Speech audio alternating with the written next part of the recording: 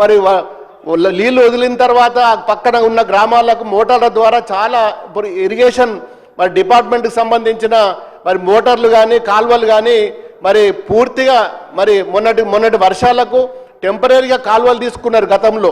మరి ఆ టెంపరీ కాల్వలు పూర్తిగా మట్టి పూడిక నిండిపోయింది.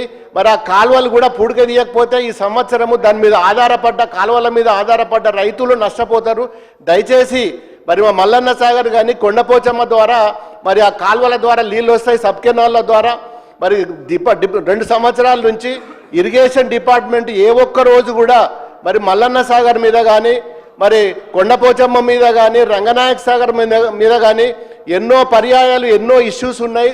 మరి కాలువల మీద కానీ పూడికల తీతం మీద కానీ మరి ఇప్పటి వరకు ఏ ఒక్క రోజు కూడా ఇరిగేషన్ డిపార్ట్మెంట్ కానీ గౌరవ మంత్రి గారు ఉత్తమ్ కుమార్ రెడ్డి గారు కానీ చాలా విన్నపాలు చేసినా ఒక్కరోజు కూడా కనీసం ఆ జిల్లాలో ఏం జరుగుతున్నది, కాలువలు ఏమవుతున్నది, ఇరిగేషన్ ఏమున్నది అని చెప్పి ఏ ఒక్కరోజు కూడా కనీసం రివ్యూ మీటింగ్ కూడా పెట్టిన పరిస్థితి లేదు అధ్యక్ష.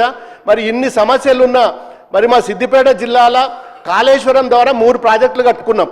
మరి దుబ్బాక నియోజకవర్గంలో దాదాపు 2 లక్షల 3 లక్షల కల్టివేషన్ ఉంటుంది.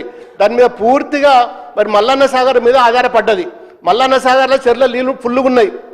కాలువల ద్వారా పిల్ల కాలువల ద్వారా నీళ్లు తీసుకుపోవాలి. టెంపరీగా రైతులు గతంలో యాసంగికి సొంత డబ్బులు వేసుకొని మెయిన్ కెనాల్ నుంచి తెగ్గొట్టుకొని లోపలికి నీళ్ళు తీసుకుపోయినరు, మళ్ళీ కూడిపోయినాయి ఇప్పుడు. మరి ఈ సంవత్సరం ఎట్లా అని చెప్పి చాలామంది ఆందోళనలో ఉన్నారు.